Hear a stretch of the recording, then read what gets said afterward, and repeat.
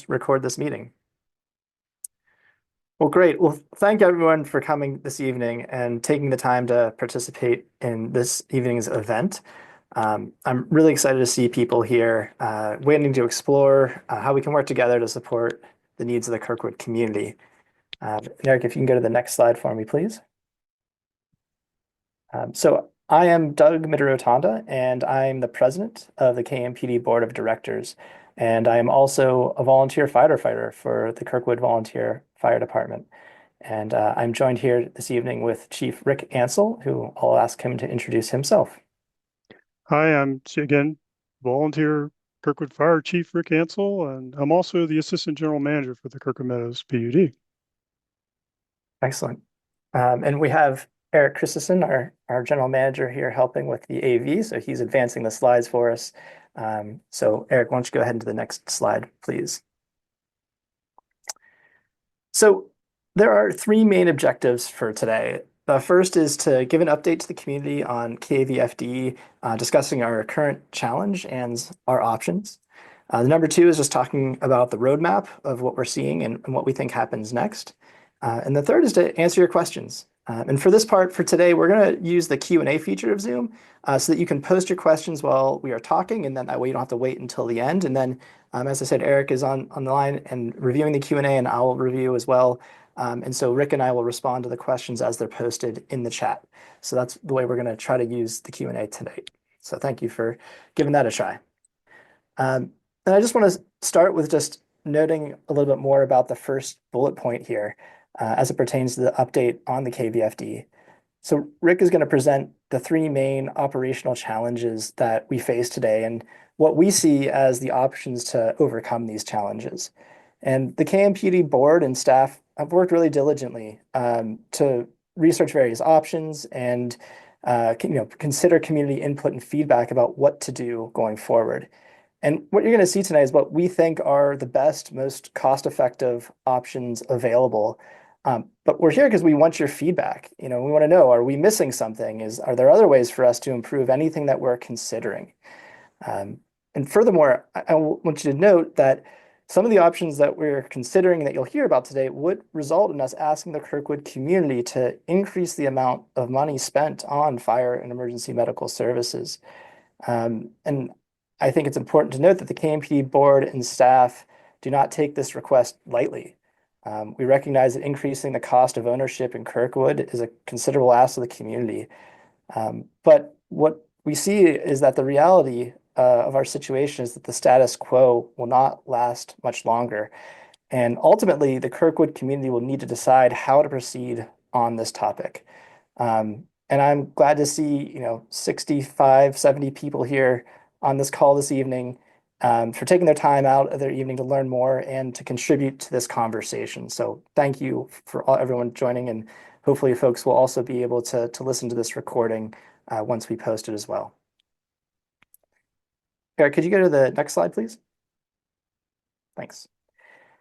So before Rick digs into the details of the challenges and some of the options that we're considering, I thought it would be good to review some of the recent history as it pertains to KVFD and efforts that we've put forward in the last couple of years.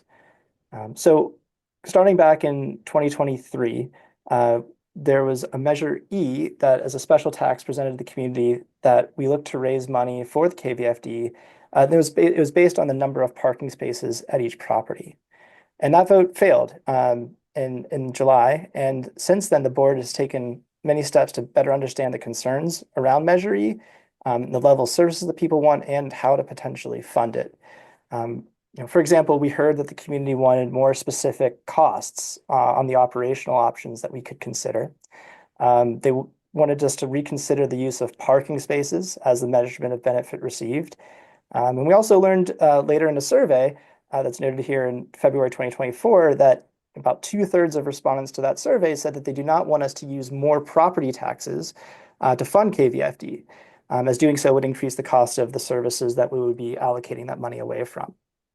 So, based on all of this feedback to get more operational certainty, specific numbers, and to revisit the way the benefit assessment would be allocated, the KMPD board asked staff to begin exploring organizational, staffing, and funding options, and to hire a consultant to advise us on how to allocate that benefit assessment to the community. And that is work that's started, over 2024 through July and into the summer. And then last month in December, the Amador Fire Protection District Fire Chief Withrow came to speak to the KMPD board because they've put a proposal forward about how they could provide services for hire to the Kirkwood community. And so we will be highlighting a few comments that Chief Withrow made tonight, but I strongly encourage you to listen to that segment of the KMPD board meeting, and we'll talk about where you can find it, where we've put a link directly to that section. It's I think about 40 minutes long. But you can understand more about Chief Withrow's perspective and get directly from his mouth some of the things that we'll cover this evening. And then in January, just a few weeks ago for our January 25 board meeting, staff presented the organizational and options that they've researched with more specific costs. And so, I'll talk more about the roadmap and what we consider as next steps, including when we'll get that consultant's recommendation on measuring the benefit assessment. But given everything that's been happening, we thought that this was a good time, even though that we don't have the benefit assessment. We thought it was a good time to start engaging the community directly on this topic again. And this isn't the only time. And as we said, we'll talk more about the roadmap and ideas that we'll have for the next steps later on. But we thought this was a good time to go ahead and get started. So with that, I'll hand it over to Chief Ansel to talk about KVFD, our challenges, and some of our options. Go ahead, Rick. Thanks, Doug, and great intro. I might repeat some of it in my portion here, but as the slide says, the Kirkwood Volunteer Fire Department is an all-volunteer fire department, which means, including me as the fire chief, none of us are paid. We do receive a small stipend, but we're volunteering our time for the community. I've been the fire chief since 2006 and been with the department since December of 2000. My firefighting experience prior to becoming chief was in Tennessee, where I worked as a Tennessee state certified firefighter, first responder for a local volunteer fire department, as well as being a certified aircraft rescue firefighter and police officer. And then before that, I was a police officer in the city of Napa here in the great state of California. To give you a quick overview of a fire department for those who maybe didn't attend the fire forum back in December of 23. KVFD has one fire station, which is located here on Loop Road at the Community Service Building.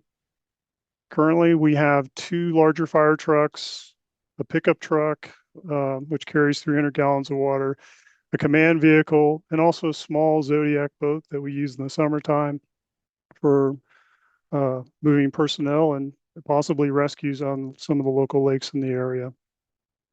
Our operational area is primarily within the Kirkwood Valley. However, we also provide mutual aid response to emergency calls in the areas outside of Kirkwood, including, of course, areas along Highway 88 east to the top of Carson Pass within Alpine County, and toward the west in Amador County, we respond to calls up to Tragedy Springs above Silver Lake. And then sometimes beyond those boundaries as well if we're needed. In turn, we receive Kirkwood community mutual aid from Eastern Alpine County, Amador Fire Protection District, Lake Valley Protection District, El Dorado Medical Services, American Legion Ambulance, and then for air, it could be CalStar, Care Flight, as well as H-20, which is the CHP helicopter that especially helps out during rescues out in the wilderness. The department runs about 100 to 125 calls every year, and it's all types of emergencies, all hazards. And you can imagine a paid volunteer fire department does the best to respond to those calls. And so to get our volunteers up to speed, we train weekly. Our meetings are Wednesday nights at 4:30, and then occasionally we also train with some outside agencies nearby so we can work really well together on scene. The ISO rating, because of our fire department, because of our water supply, the way the system is, the insurance industry has something called a ISO rating or public protection classification. And our community, because of the things I mentioned before, has a rating of 4 right now, which is really good for a rural fire department and really located in 3 different counties. Um, that, along with the great work that the Firewise community has done here in Kirkwood, certainly does help homeowners with their property insurance. And possibly you might receive a discount on your insurance because of those things. For staffing, currently our fire department has 12 volunteers on its rosters, and 3 of those are actually officers, and they hold the rank of captain, and then myself, of course, the chief. Of the volunteers, only 3 volunteers live in the Kirkwood Valley full time. So due to those low staffing numbers of volunteers, and the challenges of ensuring someone's available 24/7, the fire department offers the volunteers a stipend to have their name on an on-call list. So I can have at least 2 volunteers basically ready to go 24/7. And then we also provide them with some housing, i.e. quarters here at the fire station. We have 3 beds in our facility. So if a volunteer elects to stay, we certainly encourage that. And we have a bathroom, kitchen, and so forth. But even with these incentives, the department still has challenges to covering all the on-call shifts, especially on nights and weekends.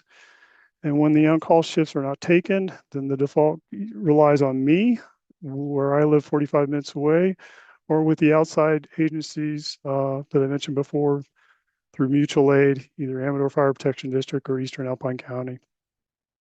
And as you may or may not be aware, it takes about 45 minutes on a good day when the roads are open for those resources to arrive in Kirkwood. And so that's what I have for this slide, without going into any more details about the department, which I'll discuss further. So the fire department has 3 operational challenges. One is, of course, volunteer firefighter staffing. And then 2, the certification for those volunteers, the training. And then 3, financial challenges. So you can go to the next slide, Eric. Our recruitment efforts have not been a problem. Our volunteer fire department members have been successfully finding, through our volunteer fire department members, we've been very successful finding individuals interested in joining the fire department by word of mouth within the Kirkwood area and beyond, by networking with other fire departments near us, the Lake Tahoe Community College, who has a Firefighter One program, and even through the California Volunteer Firefighters website, which is, they've got a website that says, hey, become a volunteer today. And so we've had members go to that website and actually have an interest to join. However, as I mentioned before about the numerous volunteers that don't live in Kirkwood, especially year-round, we have a problem now with maintaining the necessary amount of volunteers required to run a fire call efficiently and safely. And the other challenge that we have is that, we've got really good people on the department, and they give us their time when they can, but it's very challenging for us to give them the knowledge, the skills that are required to really do the job effectively. As volunteers, there's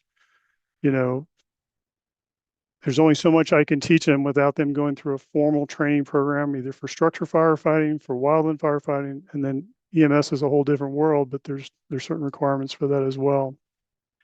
We do encourage our volunteers to not only train with us, but with outside agencies, and through the KVFD nonprofit 501c3, we offer a tuition program, a tuition reimbursement program for volunteers who want to say attend the EMT class at South Lake Tahoe Community College, and we've had a couple do that before.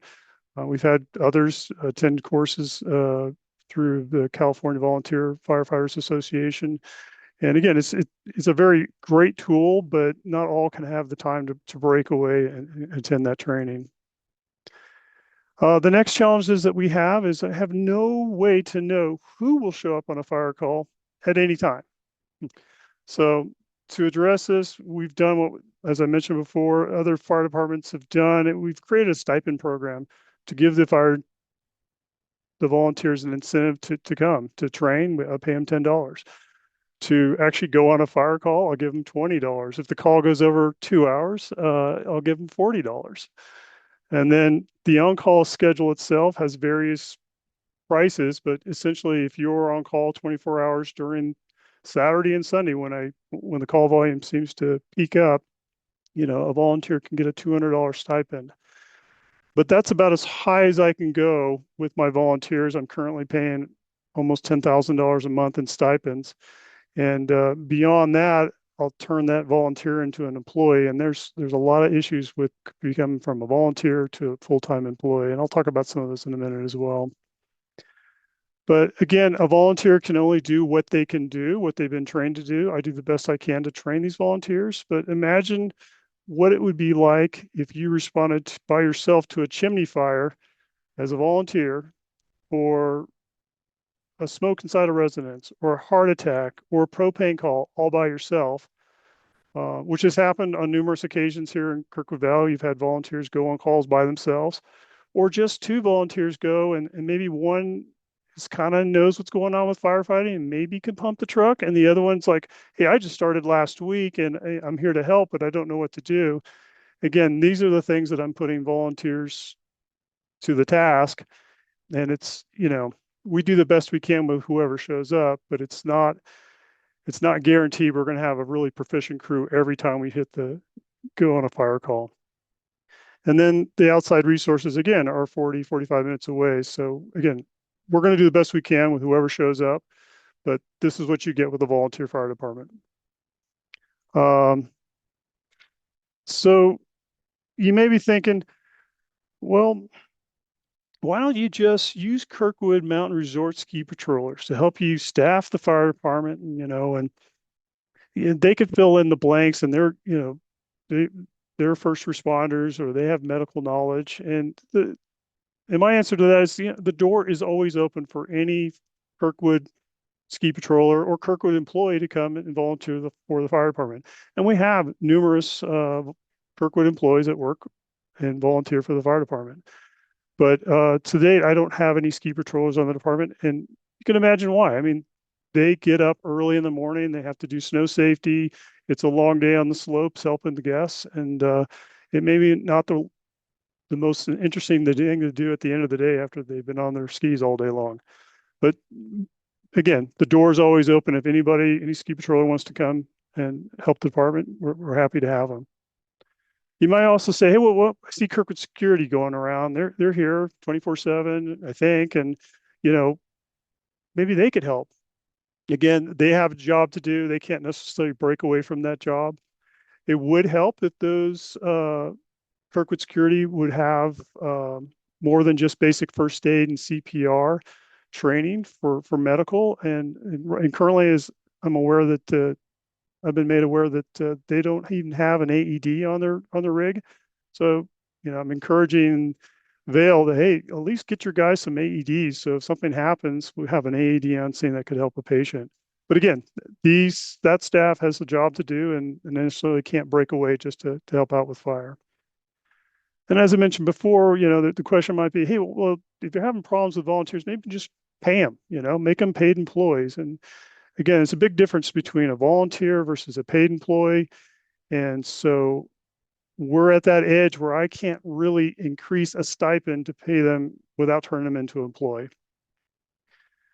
And then finally, for questions like, well, and I'm saying these questions because I heard them at the fire forum, and I just want to get out in front or just remind folks, the answers to some of the questions that were asked. Have CAL FIRE or the U.S. Forest Service or other nearby agencies provide volunteers or, fill in. And, they have their own jobs to do. They don't necessarily have to do that. But again, I don't think there's the personnel to do that. Forest Service is seasonal.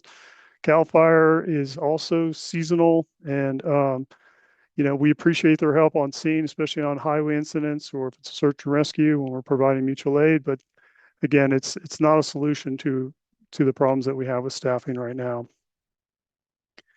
So again, as I mentioned before, we're an all volunteer fire department. We're not paid employees, and I can't make any volunteers do anything with, like, you have to be here 24/7. I can't tell them how to to work a schedule, I can strongly ask them and politely thank them for their service. But again, they're volunteers. And currently with a district's budget, um, you know, there's not enough in the budget through the fire assessments and other things to pay for the stipends that we have now. So we're asking the 501c3 to offset the cost of the stipends to continue to operate. And eventually those stipends that we're borrowing from the 501c3 are going to run out. So this is again why we're talking today. And as Doug mentioned before, looking at going with a special benefit assessment for the community. And then finally, for this slide, no succession options as we're currently structured.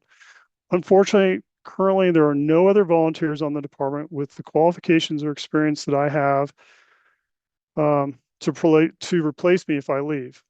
Having a qualified fire chief really is essential for running the fire department. And honestly, it's going to be a challenge to find somebody out there that's willing to do this for free and carry on the department if I leave. So, And if I can just jump in then there, Rick, and yeah. I would say it's probably impossible to find someone who we could find as a volunteer to do this. And I just want to take a moment and thank Rick on behalf of the community, I hope. But me personally is, Rick he mentioned driving in from his home 45 minutes away. And when we as volunteers are not able to cover calls, he does that. He does it because he loves the community, not because he's paid to do that. He is a volunteer and cares about the community that is here. And so I just want to say thank you for your decades of service to the community as a volunteer fire chief. And just we really obviously couldn't have done this without you.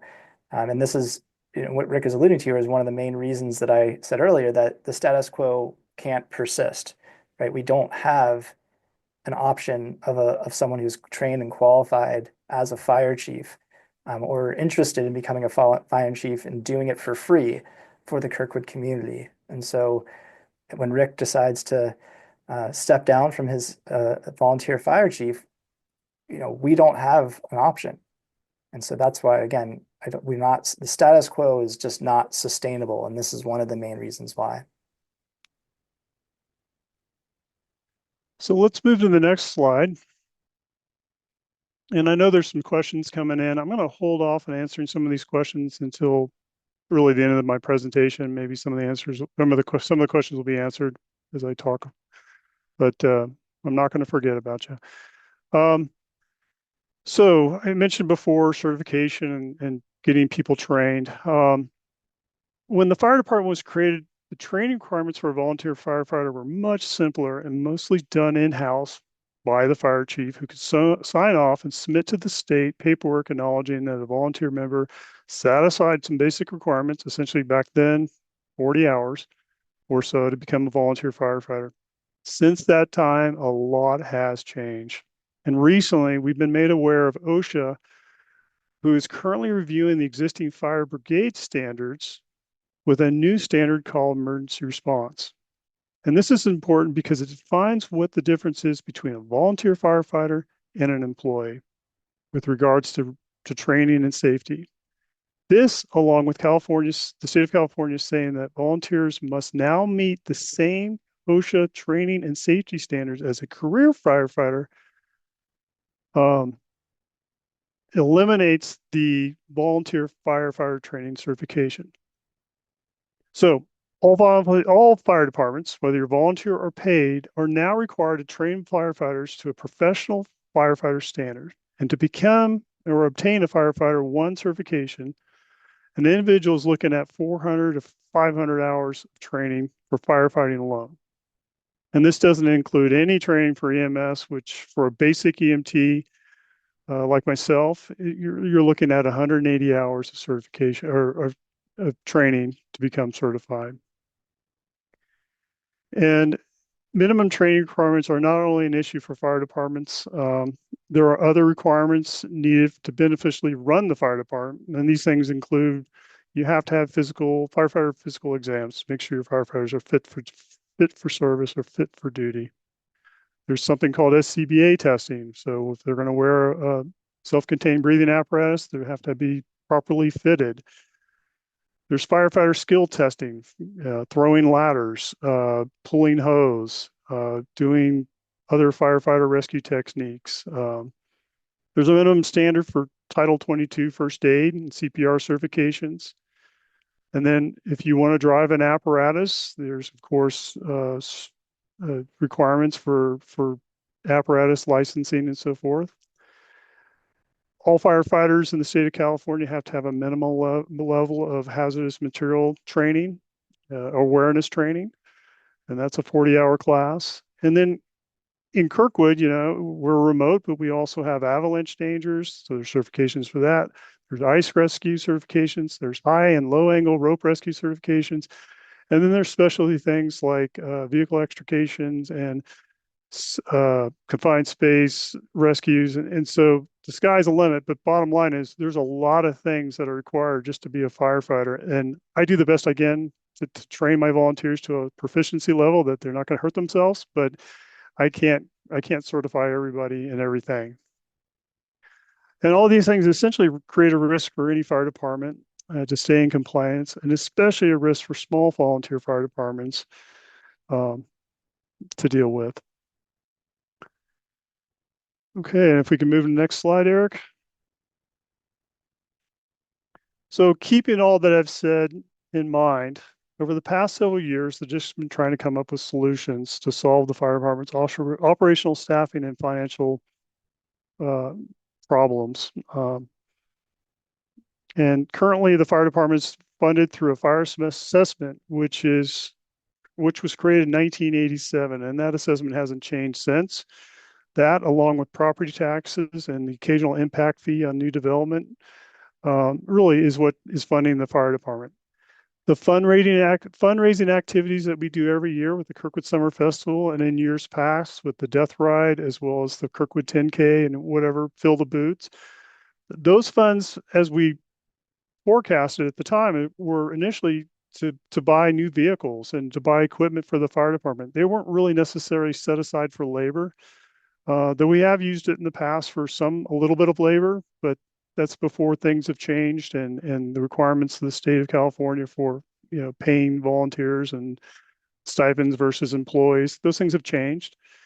But any donations that we receive go through the 501c3, which is a separate board from the district's board.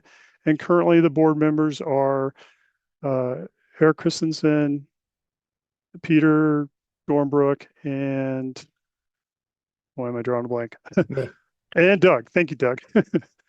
And so again, that's a standalone board, and that's where we receive, as I mentioned before, reimbursements for tuition and also for the making up the difference for the stipends. And we do our best as a fire department to try to save costs. We purchased a used air compressor for the fire department and saved over $40,000 doing that. We purchased a used fire truck from Rough and Ready, a department that, like us, went through a 218 process for special tax, and they didn't budget high enough for the special tax, and they ended up dissolving that department. And Penn Valley ended up taking over that department. But we got their old fire truck. Actually, it's not an old truck. It's a great Timberwolf fire truck that was used, but we saved almost $400,000 with that truck. So again, we do our best to conserve, save money, and not overspend just to keep things going. Also for funding since 2017, and some of you may be aware of this from previous discussions, we've been working on different ways to find additional revenue sources for the department. And that includes that includes researching. I think there were over 15 items. I'm just going to go through some of them very quickly. Can we increase the district's portion of sales tax from the counties? Can we add a local sales tax? Can we establish an excise tax or admission fee for recreation? Can we get a piece of the transient occupancy tax? Can we get a portion of the KCA civic fee? Can we charge other local areas like Kirkwood Lake or Silver Lake for services that we provide? could we bill for services on the highway for, in the case if we pull up to an accident, can we actually bill that person? Um, can we work with the ski resort and try to get funding from the ski resort or free labor via ski patrol? There's got to be grants out there. We should use grants. Increase the fire assessment. Well, we're kind of talking about that today. Increase the development impact fee. That could happen. More fundraising. And then some of the other items on the list, which we're doing and we're going to present today, is, research consolidation or create an MEU with another agency and research more on state assistance by hire, which means, building up a team that we can send out on strike teams, like recently with LA, and send an engine and a crew down there, which will, make money for the department, because if we send the engine out of district, when the engine comes back, we get reimbursed for engine time and costs and so forth. And it's a model that some other departments use to help fund the fire department. Central Calaveras County has that model. They send 3 engines out every summer to fund the department. Fallen Leaf Lake is also in Lake Tahoe. They also have engines that they send out, and their financial model is basically strike teamwork or assistance by or state assistance by hire. And then the final 2 things, which we know about, is the special fire tax that Doug mentioned before through Measure E. And now we're talking about maybe creating a new special benefit assessment to help fund the department. And again, right now, after fully vetting, having numerous conversations and trying to come with revenue for the department, the special benefit assessment seems to be the best option. But we continue to have conversations with everybody on some of the things I just mentioned. Eric, you can move to the next slide if you like. And again, because of the issues and since Measure E didn't pass and we had of course, the fire forum in December 23, district's been working hard, as Doug mentioned before, to figure out how we're going to fund this department. So there were some action items that were given, and one of them was research the cost of creating an internal paid fire department with research the cost of creating an internal paid fire department with associated costs to do so. So we've done this, and we've looked at labor costs, and then we've applied those to our current budget. And so we'll be talking about this at the February 7th board meeting, but we kind of have some numbers in mind. And so we've completed that task. The next one is research the feasibility and the cost of contracting with neighbor fire districts and with Amador and Alpine County to provide firefighters to support our operations up here. Again, we've gotten a proposal from Amador Fire Protection District, and we appreciate that. Thanks, Chief Withrow, for that. Alpine County is aware of that, and they're still working on what it might look like financially. But again, there are really no other agencies that we could tap on. We've been mentioned in the past. Hey, what about East Fork Fire and down in Douglas County? Well, it's a different state, and actually they gave a proposal that was extremely large. There's no way we'd even think about doing that. Lake Valley Fire Protection District is not interested in offering the contract services. They've got enough going on in their world. So again, we're looking at either Alpine or Amador, and so far we're getting numbers from Amador, so we're thinking about that. And then another one was to the general manager explore and present options for KVFD that would allow for full or part-time professional staffing, also considering presenting multiple options that range from the minimum and up to the basic proposals. So due to the inconsistency with volunteer attendance, and as I've stated to the board on numerous occasions and also communicated to the community through a community notice that was sent back in last July, it was called the Next Steps for the Kirkwood Volunteer Fire Department. I told the board, in my professional opinion, as the KVFD fire chief for the past 24 years, and as someone who's been in the service for over 30 years, and the board concur that we cannot continue to operate an all-volunteer fire department with a volunteer chief and volunteer crew. And again, we're using money from the 50C3 to cover the costs. And so through the board's direction and these action items, as Doug mentioned before, our next step is, again, they directed me to hire a special benefit engineer to look at the 218 process. We've done that. The preliminary results for that engineer study are almost complete, and they will be presented at the December 7th board meeting. So we look forward to February hearing 7th. it. I'm sorry, yeah, February 7th board meeting. Thanks, Doug. So we look forward to hearing what they say and ultimately, communicate this out to the community on what the next steps might be after that. Eric, if you can go to the next slide. So all this said, the three viable options for the future of the fire department are, again, establish a paid department internally, contract for fire services, perhaps with Amador Fire Protection District. And really the only other option that's a viable option for long sustained for the fire department is divestment, which means we close our doors. And Eric, you can change the next slide.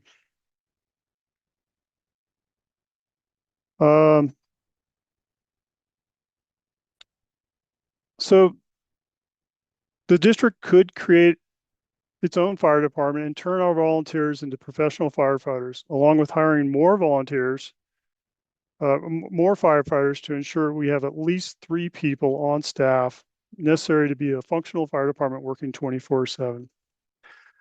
The preliminary estimate that I gave the board at the last board meeting was almost $1.8 million to do that.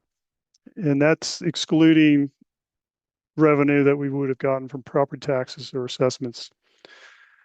The staffing model would be essentially a paid fire chief, 3 paid captains, and 3 paid firefighters, along with stipend volunteers.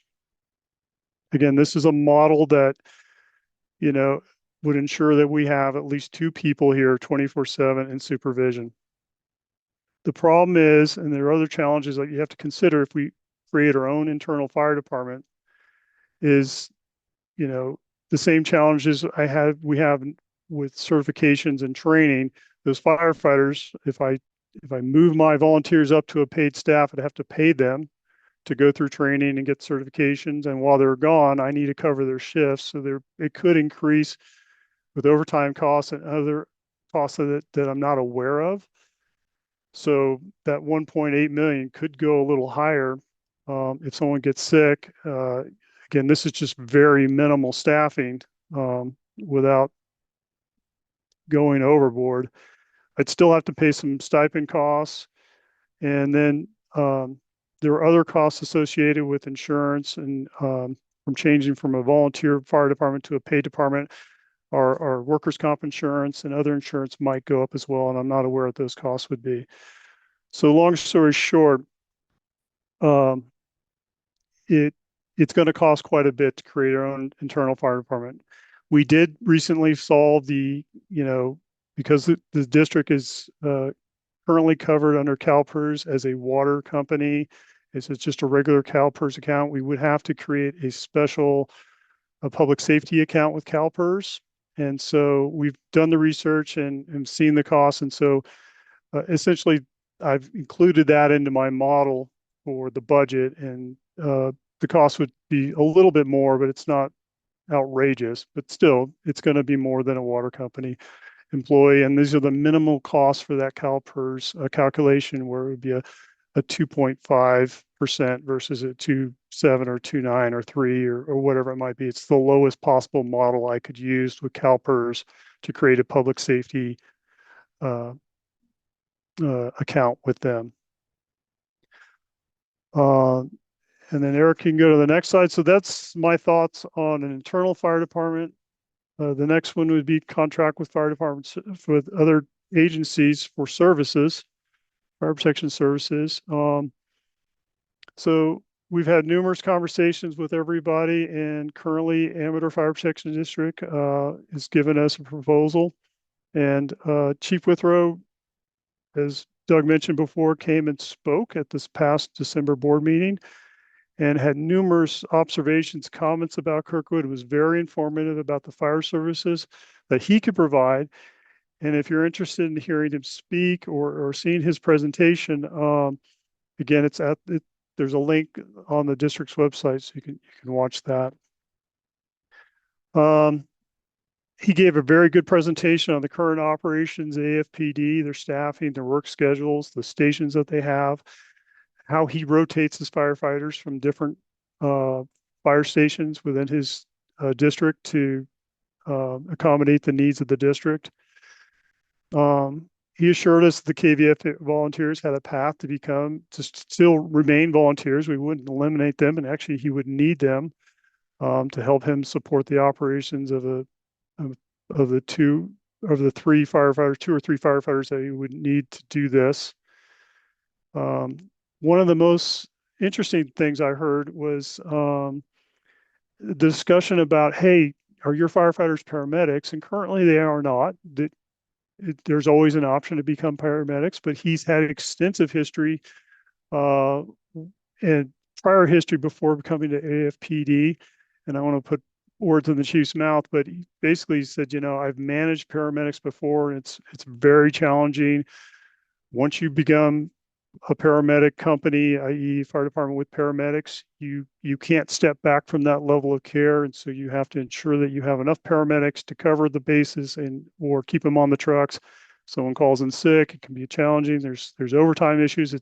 And then the training and the other requirements that paramedics have to continue on and maintain their certification. It's just super challenging. So if you're interested, you could listen to that presentation part. It's about in the middle of the presentation, about 22 minutes in, but I actually listened to it a couple times because that's been a thought is, well, can we have paramedics in Kirkwood? Well, you could do that, but it's going to be expensive. It's going to cost a lot more money. And then the other thing I heard Chief Withrow say was that his firefighters, if he got the contract and assigned firefighters in Kirkwood and a duty officer, someone to supervise them, what would they do? Yes, our call volume's relatively low compared to a big city like in Roseville or in the Bay Area, but we get calls. And but in the downtime, his firefighters could do anything that's a direct nexus of the fire department. So they could be marking and digging out fire hydrants. They could be assisting with defensible space inspections and assisting them firewise with comments, concerns. So they're not going to be sitting idle. They're going to be doing maintenance work on trucks. They're going to be, communicating with they're going to be working with the community about defensible space things. And then, of course, they're going to be ready to go on scene if there's an event or an emergency that takes place. But the most significant advantage would be AFPD firefighters would be fully certified in all aspects or areas of firefighting and trained with EMS. So versus like I mentioned before, I don't know who's going to show up and what skill set they might have. We'll know if we hire an outside agency to contract with us what their skill set is and what they can do. And so that's a huge advantage for us versus what we're doing right now. The estimated cost for contracting the AFPD is about 1.2 million. It's a little bit lower than the numbers we presented at the board, and we'll talk about how we came up with these numbers probably in the February board meeting, or maybe Doug would like to add a little bit later. But again, we're doing everything we can to see if we can create a contract or a memorandum of understanding, an MOU with Amador Fire to the lowest possible level to get the service, but not, have it cost so much for the community. So that's what I have for this slide. Eric, if you want to move on to the next one. So again, as Doug mentioned before, the special benefit assessment, sometimes it's called a Prop 218. And this is what the district's doing right now to consider, a way for us to generate funds for fire protection services. And as I mentioned before, we've hired Francisco and Associates to prepare the engineering study, which is required, and it's the initial steps into that. And I'm not going to go into the details of the study. They're going to be presenting this on February 7th at the meeting. But I just want to share with you that, things are moving forward and we're excited to see what this might look like. And then the next slide, Eric. This is a picture of Calvare's Consolidated Fire Department, and they, like us, had staffing issues to a point where they actually had to close the doors. Our problem is not just volunteer staffing, and again, I don't want to dismiss our volunteers. They do a great job, and I appreciate everything they do. But our problem is one, staffing, but two, finances. We just don't have the funds to continue on providing the service the way it should be provided. And so if nothing is done, if the community decides, we they don't necessarily think we need the funding or whatever it is, we have a fear and a risk of closing the fire department. And if that happens, I'm not sure if we could maintain that ISO rating of 4. And that protection class might slip, and it could result in, higher insurance costs and possibly lower coverage limits for homeowners' property insurance. So that's all I have. I know I kind of highlighted a lot of things, and I apologize if I've repeated myself from years past, but a lot of the information is located on the district's website and what we've been doing, and we'll continue to do that. And Eric, if you want to move to the next slide, and I'll return this back to Doug. Great. And thanks, Rick, for the detailed explanation in areas. And I know that we've got a lot of questions. And Eric, thank you for answering them as we've been going along. We'll get to them in this Q&A section in one more second here. But as I said at the beginning, I walked you through where we've been, and now I want to talk a little bit about what happens next. So what is like the roadmap of where we go? Yeah, we've mentioned a few times, just because it is an important next step, is February 7th, the KMPD board meeting. It's at 2 p.m. That's where our consultant will present the benefit assessment model to the board, and we'll get an idea of what their recommendations are and to how we would allocate any potential costs that we would ask the community.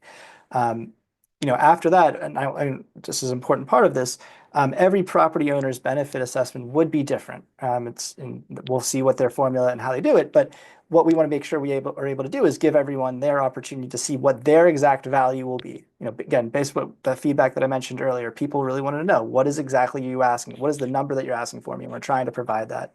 And so our goal will be able to have that number. If you log into your kmp.com account, you would be able to log in and see that sometime in March. And then starting in March and April, our intent is to have focus groups, to have small group conversations with the community, to get your feedback on what you've heard here, what you'll hear on February 7th, and then again on February 20th. Again, we'll have another session like this for those who can't join the KMPD board meeting or aren't able to follow along there, just so that we have another forum like this. And we're going to have some focus groups, and we're going to have conversations and see where we go. I think what's still to be determined is the exact timeline, and if the board will decide to send this to a vote. If we get the feedback that this is not interested in by the community, then we might not even need to spend the money or the time to the community to send it out for a vote. But if we get the benefit, if we get lots of positive feedback here, then we would consider that. But that's to be determined, and it's based off of the next step here in the short term. Again, getting the benefits assessment model on February 7th, having another community forum, logging in and being able to see what your values are, and then having these focus groups. And I'll in a second at the end, I'll tell you if you're interested in participating in such a focus group, I'll tell you how you can participate. But next, if you want to go to the next slide, Eric, we'll move to the Q&A here.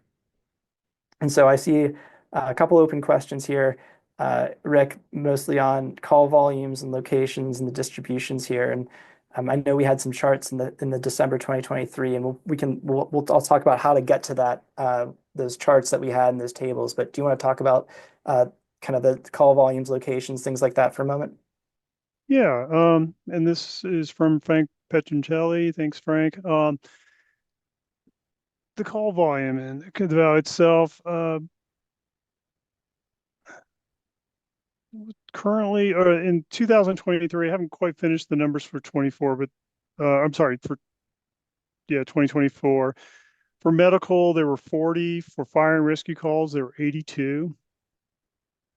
Um, how many times a year is there a medical emergency in the valley at a time when Vail emergency room is not open? Well, Vail's open.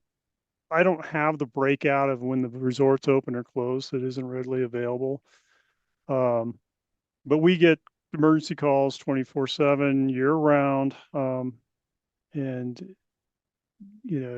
it's all hours of the day. The clinic's open from the limited, when the lifts are turning, the clinic's open essentially. So, EMS happens at any time. How many people have had a heart attack in the last 10 years? We average about 2 or 3 heart attacks a year. And then CPR in progress, probably the same, 2 or 3. How many chimney fires or kitchen fires have we had in the valley in the last 10 years? I'd have to go back and dig the numbers up, but we average probably 1 or 2 chimney fires a year. Kitchen fires, I'm aware of 2 or 3 um, since I've been chief. Cooking related fires. We of course go to a lot of smoke calls where people burnt their bacon, their toast, or whatever, and we're responding to those type of calls. Um, Another question: if we close the fire department, what will Vail do? I guess you'd have to ask them. And let's see. The last question I see here, and help me, Eric, if you've got more, or Doug. My main interest is medical emergency, not fire. Would we be able to transport a medical emergency in an ambulance without asking for a transfer from a remote location? Would the ambulance go to Amador County location?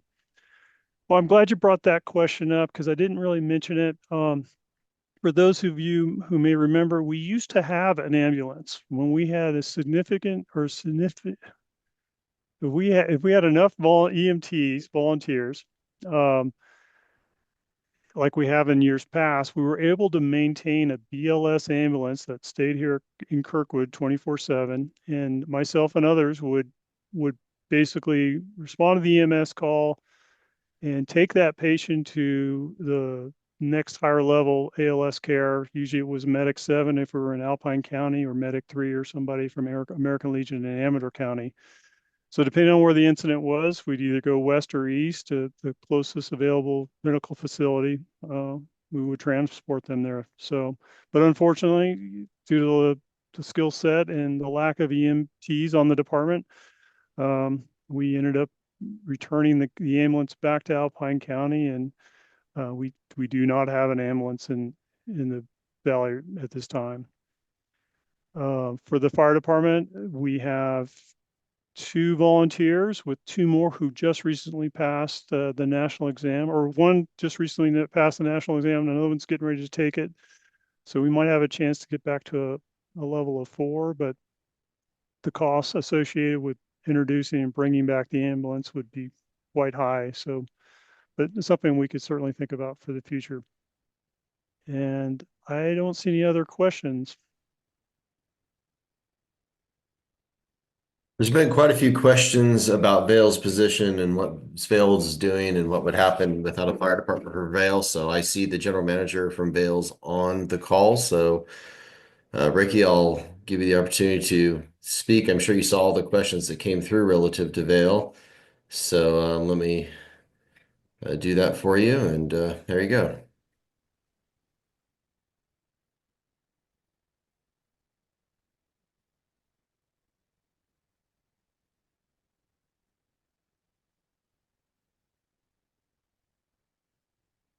Ricky, are you there? So look, I mean, if Ricky's not able to comment, I don't know, but we've been in close conversation, and we'll have many opportunities here for them to be able to comment at other times if they would like. Um, but I appreciate everyone's thoughts and feedback on that.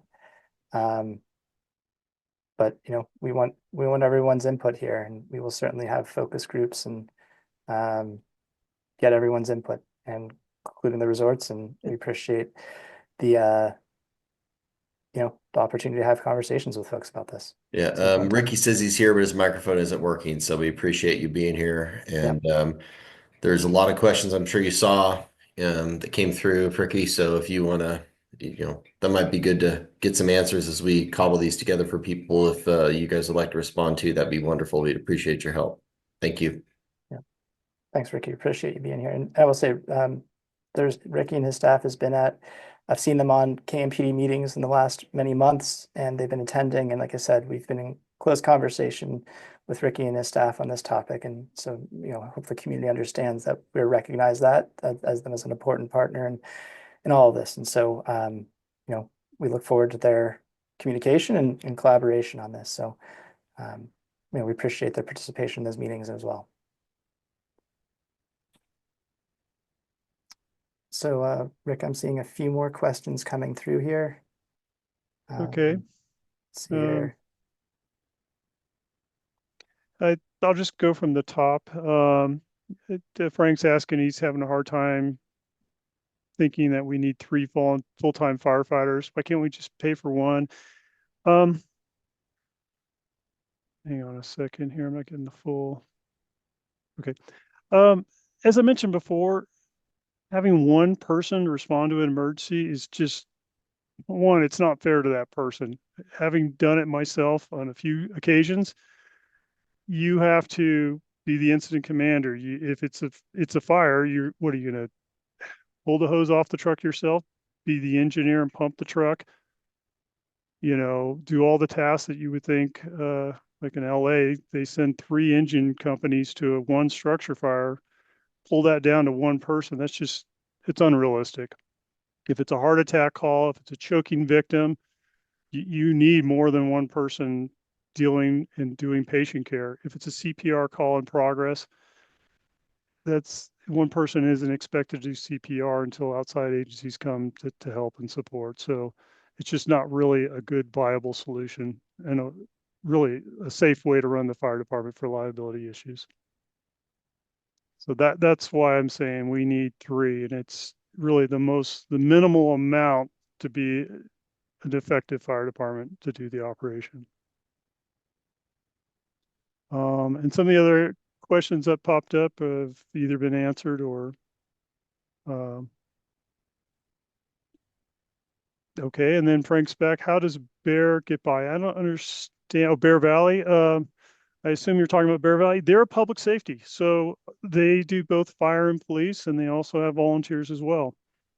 That's a model that's been talked about. They have a special assessment, but there's only a few agencies in the state of California that still have a public safety model. And so that is something that I don't know if it would be a viable solution. We've discussed it on numerous occasions since 2017 about trying to create something like that here, but it wasn't a good positive solution without costing everybody a lot of money.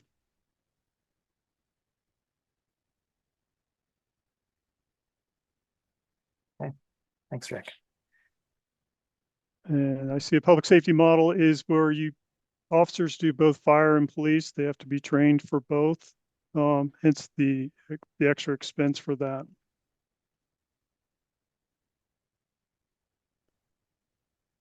Rick, there's a question about the Barton Clinic that the resort runs during the days. Do you want to talk about how like receiving versus not, and how people can or can't use that? Because I think that's important. I mean, I understand there was a point about call volumes during that time, but I also think it's good for the community to understand how the KVFD and the fire department would interact with that clinic. Sure. So the Barton Clinic is a contract with Vail Resort.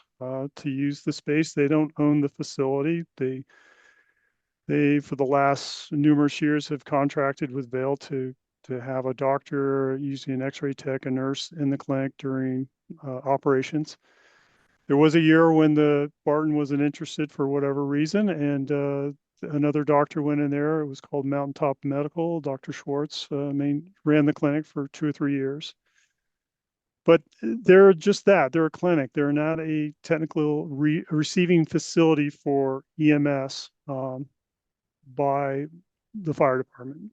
So if you slip and fall in the parking lot, bump your head, we work the call through Barton Hospital, but that's through ALS care, generally provided if it's in Alpine County by Medic 7 from Lake Valley, which is part of Eldorado Medical Services, or if it's an Amador call, for example, homeowner up on the west side hurts himself, it's going to be a response from American Legion. Now, once American Legion shows up, if it's closer to go to Barton, they'll actually go to Barton. But generally, they're going to go to the closest available facility to triage a patient. Looks like These protocols. Ricky's. Oh, sorry, Rick. Looks like Yeah, Ricky's got his microphone working. So, okay. sorry, I thought you were done. Didn't mean No, to that's step on okay. you. But basically, we, Kirkwood Fire, cannot take people to the clinic. There is some discussions about trying to change that slightly. And I understand that homeowners, guests are welcome to do walk-ups to the clinic. But us as the fire department, they are not recognized for us to be the receiving facility. And with that, I'm going to, I guess, go to Ricky if he's got his mic working.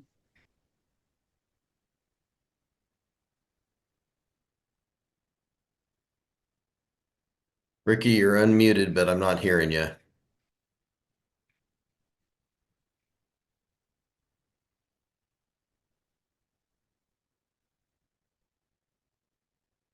Still not hearing you, Ricky. Okay. Nope. Rick, I was going to also just talking about the call volumes. If I was looking at the chart of by the seasonality of that, I think that was a question before too, and it is relatively bimodal in the sense that winter and summer have the highest call volumes, and then it's lower in the shoulder seasons. And so I know just in terms of questions that we have here about when is the Barton Clinic available versus not, that's another aspect to think about, that we do have significant volumes in July and August, certainly in the similar levels as they are for the winter months as well. Yeah, no, that's a good analogy of our call volume.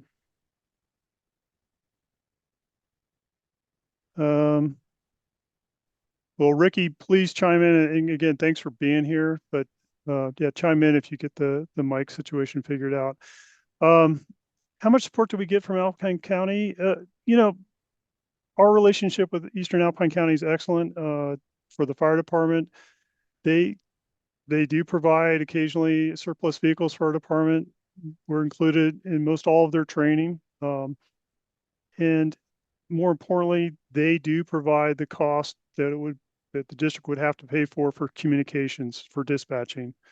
Currently, the fire department is using their radio system and their dispatching contract to work our department, and we don't pay a cost for that. Next question. Bob Indy wants to discuss some of the costs, and I'll let Doug answer that and our next steps with that. Because we'll definitely talk about this more at the February 7th meeting. Yeah, I mean the costs, we have the $1.2 million as the contracted cost, and then that would be used as the value potentially, and be able to think about the benefit assessment and how it would go across the customers, and that's what we'll be digging into in February, is what is the cost that we would take and how would that be allocated to the community. Yeah.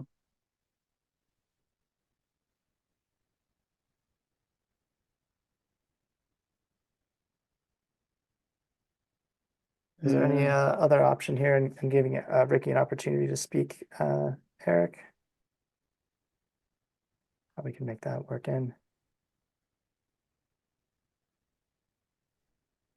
Well, I know we've covered a lot tonight, and I probably just, you know, hit the surface on some of these questions and so forth. I'm available here at the office anytime. People can email me. Of course, they can email the district at info@kmp.com. We're happy to answer more questions. And maybe we can put it together a list of questions for Ricky and present that to him and hopefully get a response back from Ricky or the ski resort on some of the things that the community's interested in hearing about. Eric, could you move to the next slide for me, please? And so, you know, as Rick said, we'd love to hear from you. These are our contact information for both myself and Rick. If you have general thoughts or questions or comments, or if you would like to participate in one of the focus groups, you can send an email to info@kmp.com or call the office and we'll get your name on a list. Like we said, one of the main next steps after these February meetings is to get out to the community and have conversations and get your feedback on everything that we've talked about this evening. And so the last part of this is at the bottom. We've alluded to the 2023 December presentation that we did where you can see bar charts and tables of the call volumes, locations, distributions of them by type, where it's like EMS or in valley, out valley versus whatever those things are that you're interested in. We have information there. We have the direct link to Chief Withrow's part of the board meeting, the 2024 survey results. Those are all available on the KMP website. If you go to kmp.com, fire safety tab at the top, and then click on the Future of Kirkwood Volunteer Fire Department. All of these things are here to support you in understanding this. And as we've said, we're trying to have the conversation with the community, get your feedback, and proceed at the pace appropriate based off of the feedback we receive. We want to make sure that we have the right steps ahead of us and that people understand what they would be potentially voting on for a 2.8 CD assessment to increase the potential cost and that spend on fire and emergency medical services in Kirkwood. So I think I said at the beginning, we understand the significance of asking for an increase to the cost of ownership in Kirkwood, and we've done our best here to present with you what we consider the best, most cost-effective options for our community. And I think you heard, the reasons of why the status quo at least cannot continue for very long. Staffing, in particular, our volunteer fire chief, it would be almost impossible to replace that volunteer fire chief when Rick decides to step down. Training and certifications about how our volunteers, like myself, need to get trained and up to speed, and the financial parts of it, where we are running in the red right now, using the 501c3 for operations when that's been really thought more for that, and that just can't sustain for really that much longer. And so we will have to come to a decision, and these are the options that we have in front of us. And like we said before, like I said at the very beginning, if we're missing something, and I've seen lots of Q&A and I really appreciate all the comments, we're going to take these down. We'll consider everything that's come through. We appreciate the Kirkwood Mountain Resort for being here and Ricky's willingness to try to speak in, but we'll compile questions for him and get those to him and make sure that we can engage them and continue to engage them in the conversation. As I said, I've been in touch with Ricky on this topic, and they've been actively participating in board meetings, and we appreciate their participation. Rick, is there anything else that I missed or we should cover before we wrap up for this evening? No, Doug, I think that covers it. And I again thank everybody's interest, and happy to answer questions in the future and look forward to seeing what we do in the future. It's the community's fire department, and so I'm here to continue to help and do what I can to support the operations. So thank you. And thank you, Rick, for all of your service, for volunteering for so long, and to all of our volunteers. Like you said, we've got people who've been on the district fire or the KVFD fire department for many years, and lots of great volunteers, and we really appreciate their service. And so just want to say thank you to all of them, and thank you to Rick. And thank you again, everyone, for their time this evening, and we look forward to continuing the conversation, and have a great evening. Thanks again for spending time with us.